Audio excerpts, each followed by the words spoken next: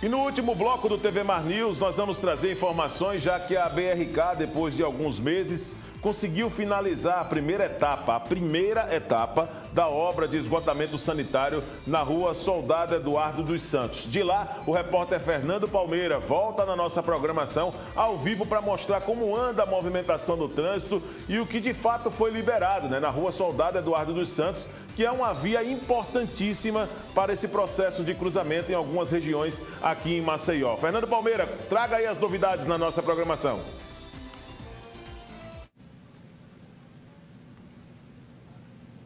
Ok, um abraço, Viderlan, bom dia para todos. Exatamente, nós estamos aqui na rua Soldado Eduardo Santos, onde a comunidade reclama constantemente de problemas de afundamento nessa via, que é uma via importante entre a antiga Avenida Jatiuca até o Santo Eduardo. E aqui, de forma recorrente, sempre cede e os problemas se agravam, principalmente na época de inverno. O terreno cede, as tubulações de esgotamento de água, águas pluviais também, tudo comprometido. O terreno é aquoso, tem muita água no subsolo e isso favorece a essa reincidência. Mas as obras estão aí sendo tocadas, já foram iniciadas e concluídas a parte lá da Avenida Jatiuca e aqui já está se avançando para chegar até o outro lado, até próximo ao Santo Eduardo, sendo feita uma revisão com as equipes da BRK, que é a nossa fornecedora de água e responsável pelo saneamento básico de nossa capital. E aqui as obras foram concluídas bem próximo a Júlio Marques Luz, a antiga Jatiuca, e agora vem a outra fase, transcorrendo aqui todo o leito da rua Soldado Eduardo Santos. Segundo a própria BRK, é uma segunda fase e aqui já se contabiliza nada menos do que já foi consertado 6 metros de rede de esgotamento sanitário. Elas são descontinuadas, ou seja, estavam totalmente obstruídas. Há uma reclamação porque é uma via importante de escoamento do trânsito e as pessoas ficam contornando essa via. A SMTT sempre coloca à disposição aqui os seus agentes para orientar a comunidade, principalmente quando aconteceu o início da obra. A sinalização fica por conta da BRK, por força do Código Brasileiro de Trânsito. Há uma previsão de conclusão dessa obra para nada menos do que o dia 15 de fevereiro, se não sofrer solução de continuidade.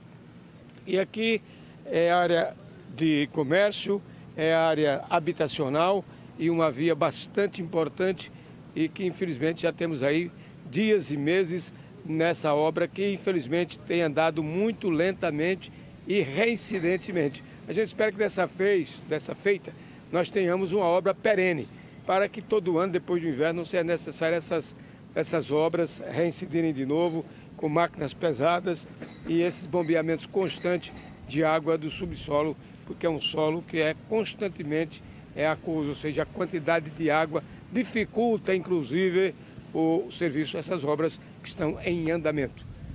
Com as imagens do Chico Nogueira, aqui da Jatiuca, Fernando Palmeira para a TV Mar da organização Arnon de Melo no canal 525 NET. Claro, Viderlan, a gente segue com você.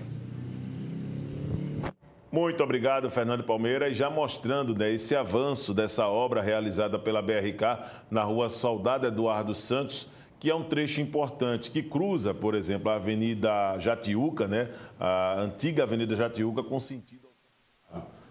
sentido ao Santo Eduardo. Então acaba sendo uma obra com um papel relevante nas questões de mobilidade aqui na nossa cidade. Vamos continuar acompanhando os fatos para trazer mais detalhes no decorrer da nossa programação. A situação de momento, em termos de mudanças depois da virada do ano no cenário político em Alagoas, tem sido acompanhada pelo jornalista Arnaldo Ferreira. Ele aqui no estúdio vai nos explicar. Vem para cá, Arnaldo. Tudo bem com você, Arnaldo? Primeiro, ótima bom dia, semana, tá certo? Vamos falar um pouquinho dessas mudanças promovidas pelo prefeito de Maceió, JHC, no secretariado. Ele que já afirmou que continuará no PL, que foi o partido que ele aderiu já aos 45 minutos do segundo tempo, naquele processo de uma disputa presidencial em que lado tinha o atual presidente do país, Luiz Inácio Lula da Silva, e o Jair Bolsonaro, ex-presidente agora. Ele vai continuar e tem mudanças no secretariado, é isso, Arnaldo? Quais as novidades? Primeiro, bom dia a todos. Bom dia. Bom dia. Nós temos mudança, porque o PDT saiu dessa aliança.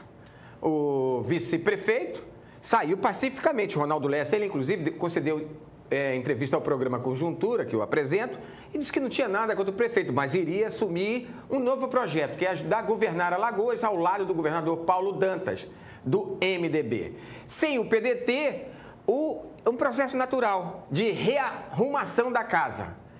Com boa aprovação, 80% perante a opinião pública, 1.400.000 habitantes em Maceió, 75% de aprovação dos seus programas de saúde. Dos 25 vereadores, 23 são governistas. Há muito tempo a gente não vê uma maioria assim governando. E tem o vice-prefeito, o presidente da Câmara, que termina sendo um vice, porque é o primeiro da linha sucessória, o Galba Neto, do MDB, e já se fala até numa composição, mas para isso o Galba Neto teria que sair do MDB, já que ele faz parte de um partido que faz oposição a JHC do PL. Mas está tudo bem. Agora, haverá reforma no secretariado para poder acomodar novos partidos, novos aliados, simpatizantes do governo dele, que tem boa aprovação, terá que fazer uma reforma. Aqueles secretários que não aparecem nas solenidades, que trabalham muito em gabinete e que fica de conversinha mais por telefone, e um pouco distante da opinião pública, distante do povo, como que é o prefeito, esses estão ameaçados. E tem muita gente aí preocupada. Será que fico? Será que não fico? Haverá. Agora, quando será esta reforma do secretariado? Ele não disse. Quarta-feira tem novidade boa também no cenário político, na Assembleia Legislativa. A posse dos 27 novos deputados. Isso pode mexer, por exemplo, nessas indicações no secretariado aqui no município, a posse dos deputados, você acredita? Porque estou te perguntando isso. Porque é um xadrez político, né? Exato, faz parte do xadrez. Durante o final de semana, pelo que eu tomei conhecimento, o próprio presidente da mesa diretora na Câmara de Vereadores, o vereador Galba Neto, promoveu um almoço com vários vereadores e com a presença do prefeito JHC, né? Exatamente. Isso aí já faz parte já das conversas. Porque o prefeito quer manter seu arco de aliança, sabe que vai ser daqui para frente atacado, porque ele diz que não vai entrar no jogo da disputa da eleição, reeleição, mas diante desse cenário totalmente positivo para ele, é natural que ele seja candidato à reeleição. E esse encontro lá com o presidente da Câmara é um forte indicativo de que nós poderemos ter aí uma chave. Atualmente o JHC não tem vice, né? Ele tem um presidente da Câmara que, na linha sucessória, está lá, é o vice oficiosamente, pela lei. Se ele se afastar, viajar, quem assume é o presidente da Câmara. Com relação à Assembleia Legislativa, aí o cenário muda. Porque hoje, uma das pessoas mais fortes politicamente aqui no estado de Alagoas, e pouco ele fala, pouco dá entrevista, mas é muito forte, é o presidente da Assembleia, que será candidato, será reeleito por aclamação na Assembleia Legislativa. Dos 27 deputados, incluindo ele, eu acho que ele terá de 25 a 26 votos, quer dizer, maioria absoluta. Ele é também uma figura-chave no governo Paulo Dantas.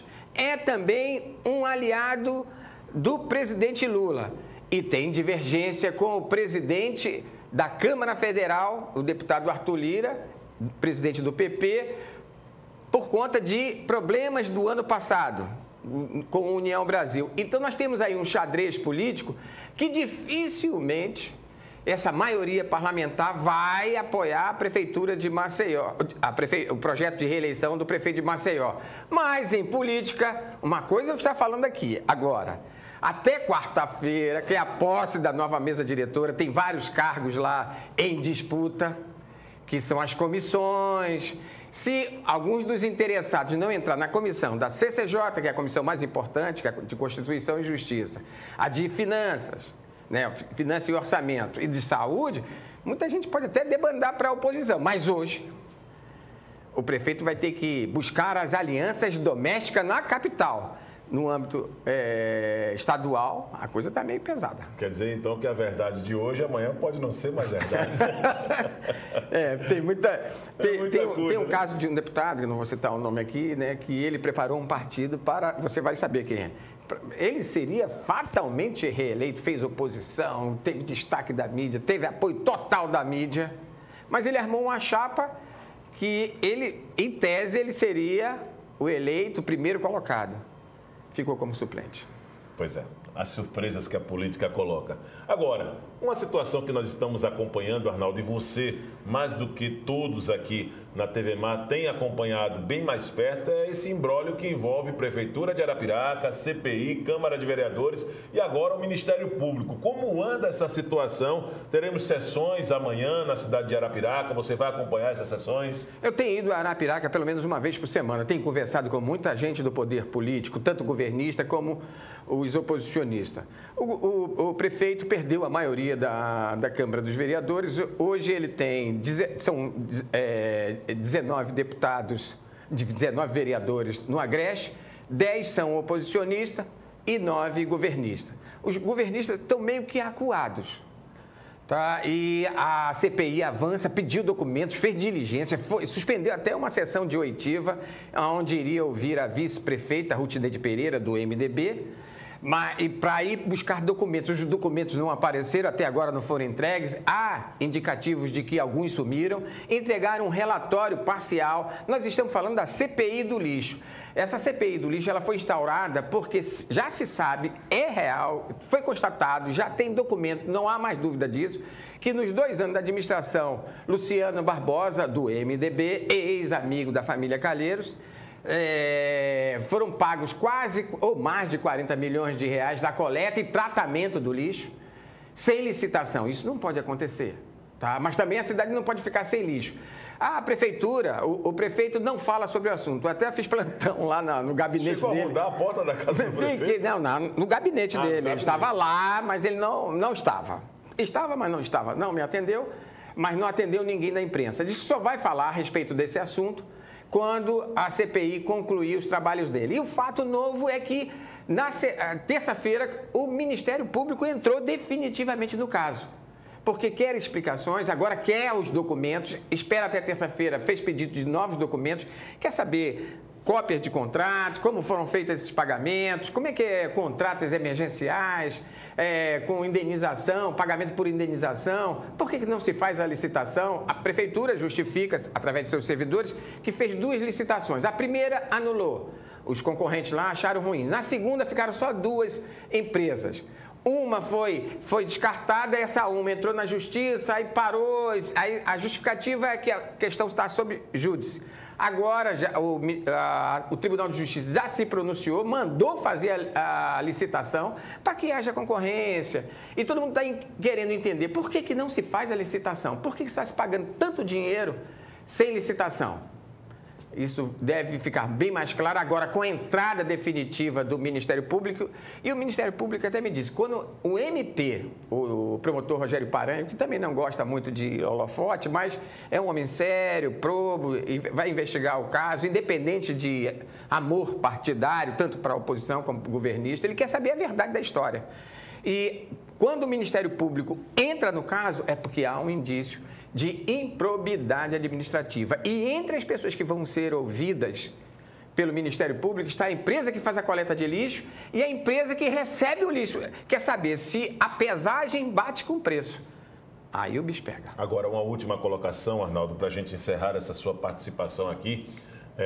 Isso pode também ser resquícios de posições políticas do passado do Luciano Barbosa para essa reação agora da Câmara de Vereadores da cidade de Arapiraca em tentar fazer com que venha à tona esse processo, que é realmente de direito, um processo licitatório para a contratação de empresas, mas vir à tona agora. Isso pode ter sido ainda os palanques armados do último posicionamento do Luciano Barbosa, campanha política, situações em que ele declarou apoio para um outro candidato. O que é que você tem realmente captado desses bastidores? Nos bastidores eu tenho um indicativo de que a última licitação feita em Arapiraca para esse serviço do lixo, que é essencial para uma cidade, que é a segunda maior cidade em importância, 250 mil, quase 300 mil habitantes, né?